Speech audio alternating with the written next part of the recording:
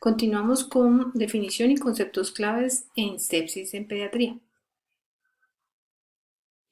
Entonces, con respecto a las definiciones en sepsis en pediatría, pues digamos que ha habido una evolución durante las últimas 2, 3 décadas más o menos. A partir del 2005 se dieron los conceptos sobre sepsis, partiendo de lo que era el SIRS y de ahí lo que era sepsis grave y choque séptico. Entonces, vamos a mencionar brevemente estos términos, teniendo en cuenta que se cataloga como sepsis al síndrome de respuesta inflamatoria en presencia o como resultado de sospecha de una confirmación de infección. Hay que tener en cuenta que hay unos grupos poblacionales de alto riesgo para sepsis, como son los pacientes que tienen inmunodeficiencias, malnutrición, enfermedades crónicas, drepanocitosis, tratamientos por esteroides crónicos, como los casos de síndromes nefróticos, o antibióticos de amplios espectros previos, pérdida integral de barrera ya sea cutánea en la mucosa o intestinal, portador de algún tipo de material protésico o ingresos recientes a unidades de cuidado intensivo o a procedimientos quirúrgicos en el último mes y pues reciente como tal. Hay que tener en cuenta que el síndrome de respuesta inflamatorio,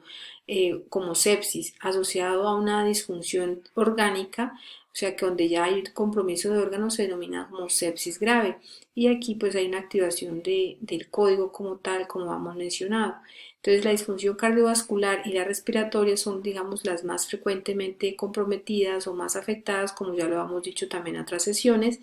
y esto pues puede estar o no comprometida o a otro tipo de disfunciones de órganos.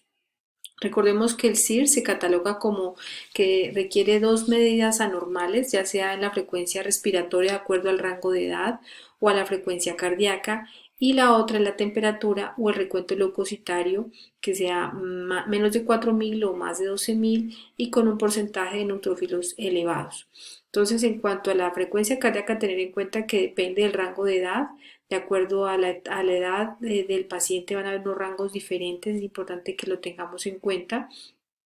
y que el paciente no tenga algún tipo de condición que haga que pueda tener frecuencias bajas como el uso de beta bloqueadores o clonidina. Y en cuanto a la frecuencia respiratoria, que también depende de los rangos de la edad. Entonces vamos a tener que para menor de 2 meses, pues serán más de 60 frecuencias por minuto, en los menores de un año de 50 y por encima del año sean menos de 40. Ya en etapa escolar y adolescencia, pues será lo de los adultos, que sería una frecuencia mayor de 20. En cuanto a la temperatura, que sea más de 38.5 o menos de 36, porque también está la hipotermia. El recuento de leucocitos también depende de la edad. Si estamos hablando de la etapa neonatal, de prematuros, de lactantes menores, van a tener un recuento leucocitario diferente, pero en general tomamos como puntos de corte 4.000 y 12.000. En cuanto a la temperatura, es importante que hay algunos pacientes que ellos no logran contener, pues regular bien la temperatura, sobre todo los niños desnutridos o anérgicos por inmunodeficiencia, entonces usualmente tienden a ser hipotermias y marcan generalmente temperaturas por debajo de los 35.5 si es axilar o central si es debajo de 36. Que hay unos rangos como de los leucocitos, depende de la edad en general, pero marcamos más o menos un promedio de por debajo de 4.000 a 12.000 o de 13.500 en niños más grandes, y que sea más del 10% de las células inmaduras en cuanto al recuento de neutrófilos. Este consenso del 2005, el consenso internacional de sepsis en pediatría del 2005, determinó unos datos importantes o claves que son relativamente fáciles de aprender y de tenerlos, digamos así, en nuestro chip para poder hacer evaluaciones tempranas cuando apenas estemos abordando al paciente en nuestra fase inicial en el servicio de urgencias, de tal manera que podamos identificarlo rápidamente solamente con nuestra exploración física y con un buen ejercicio de anamnesis. Entonces podemos determinar que si está o no está comprometido alguno de estos sistemas. Entonces en este consenso habla de la disfunción cardiovascular, teniendo en cuenta si el paciente pues respondió o no a los líquidos de manera adecuada y si la presión se logró recuperar por encima del percentil 5 para esa edad, o las dos desviaciones estándar por debajo de lo normal para su edad, o si requirió algún tipo de vasoactivo. Cualquiera de esas dos habla de que el paciente tiene difusión cardiovascular, pero hay un punto muy importante que es el hecho de los datos clínicos, porque en pediatría recuerden que los niños lo último que se afecta es la presión, de ahí que los datos de disfunción cardiovascular no necesariamente van a ser dados solamente por la presión, sino por el contrario, por la parte clínica, donde dos de los siguientes hacen parte de una disfunción, o sea que si el paciente tiene acidosis metabólica inexplicable con exceso de bases de menos de 5, esto asociado a un incremento del lactato por encima de 2, o que tenga oliguria menos de 5 mililitros por kilo por hora, o que tenga un llenado capilar por encima de 5, en general no tiene un promedio de 3, por debajo de 3 es normal, por encima de 3 sería anormal, o un gradiente de temperatura por lo menos entre la central y la periférica, que es lo que uno usualmente mide como el gradiente de temperatura o la frialdad distal. Entonces, si tenemos dos de esos ítems, ya hablamos de disfunción cardiovascular. Por eso es importante que cuando ustedes hagan la anamnesis, pregunten sobre las pérdidas que tuvo el paciente, ya sea por pobre ingesta o por pérdidas como tal. Por ejemplo, porque el paciente no come absolutamente nada, o come realmente muy poco, o todo lo que come lo vomita, o todo lo que come va directo a diarrea, y que además de eso está el paciente con disminución del gasto urinario. Entonces, todas esas cosas nos van a permitir, ya solo en anamnesis, saber que ese paciente realmente tiene muy poco aporte y de seguramente está hipovolémico, y esto va a llevar a una disfunción cardiovascular que lo vamos a evidenciar al examen físico con estos hallazgos. La disfunción respiratoria será aquella en la que los pacientes tienen una PAFI de menos de 300 sin ningún tipo de cardiopatía asociada, o que tengan una SAFI por debajo de 264, en la que la calculamos entre la saturación y la FIO2 del paciente sin necesidad de gases, o que tenga con la toma de gases que tenga un CO2 por encima de 65 o una PO2 por debajo de 50, en la toma de gases arteriales, y o que para poder saturar por encima de 90%, de 92%, el paciente requiere una FIO2 por encima del 50%, o que esté entubado. Cualquiera de esas habla de la disfunción respiratoria. Para la disfunción neurológica dirá que es cualquiera de los dos siguientes, que básicamente el paciente esté con un score de coma, o sea, menos de 11, o que haya bajado 3 puntos por debajo del Glasgow basal que él mantenga. En la disfunción hematológica tenemos en cuenta un recuento plaquetario por debajo de 80.000, o que haya caído más de un 50% desde el último control que haya tenido. O sea que si es un paciente que te lo remiten, por decir algo, con un hemograma del primer nivel, donde tiene un recuento plaquetario de 400.000, pero ese hemograma lo tomas al control en menos de 72 horas y ha bajado más del 50%, así esté normal y esté en 200.000, es importante tener en cuenta que cayó más del 50%, que la relación del INR esté por encima de 2, y en cuanto a la disfunción renal, pues que el paciente esté urigúrico, o que la creatinina esté 2 veces el rango normal del niño para la edad, o que se duplique el valor basal con el que traíamos. Él no puede llegar con creatinina en punto 2, pero al tomarle un control se le dobló a punto 4, entonces a pesar de que está en un rango normal para la edad, se duplicó, y eso habla que el paciente ya está con disfunción renal. Entonces, si ustedes se dan cuenta, son criterios realmente fáciles de aprender,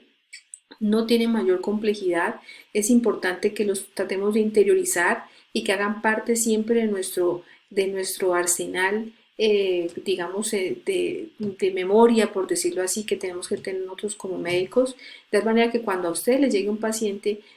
con algún proceso infeccioso, lo más importante de ustedes es poder determinar o no si el paciente está séptico. Y para poderlo determinar, lo más importante es ustedes saber si tiene o no compromiso de un órgano. Ya sabemos que los principales son el hemodinámico y el respiratorio y el neurológico. Teniendo en cuenta estos criterios, ustedes van a poder decir si ese paciente evidentemente sí está séptico, sí está con disfunción orgánica, y la mortalidad aumentará, como ya lo hemos mencionado, dependiendo del compromiso multiorgánico que tenga. Ya para el 2016, pues está la nueva definición en donde habla de que la sepsis es una disfunción orgánica potencialmente mortal causada por una respuesta inflamatoria disregulada del huésped a un proceso infeccioso. Entonces, lo clave de esta definición es que habla de que ya la sepsis entra es una disfunción de órganos, o sea que ya el término de sepsis grave ya no existiría, porque ya la sepsis como tal es grave, y que el concepto de SIRS pues tampoco aplicaría. Entonces desaparecería el concepto de sepsis como SIR más infección, ya no existiría, y el concepto de sepsis grave también quedaría relegado, y lo que sí no cambiaría es lo del choque séptico. Entonces, cuál es la relevancia de todo este punto de la disfunción de órganos? Que aplica para adultos. Desafortunadamente para pediatría no está estandarizado cómo vamos a medir esa disfunción de órganos, por eso nosotros seguimos trabajando con las definiciones que acabamos de mencionar, pero eso no quiere decir que nosotros no pretendamos tener en cuenta que al poder asumir esta nueva definición nos va a permitir tener un abordaje mucho más agresivo del paciente y que pues finalmente el paciente no vaya a morir o que no quede con secuelas importantes.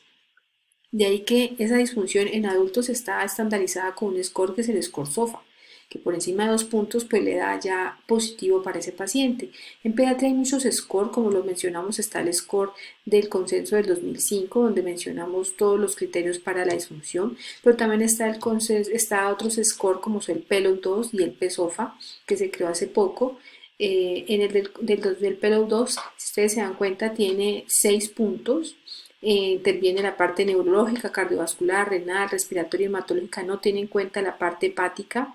En este score también la parte neurológica tiene en cuenta el Glasgow, pero no que en ellos los estadifican con puntos pues, de rangos diferentes, no tan puntuales como en el consenso del 2005.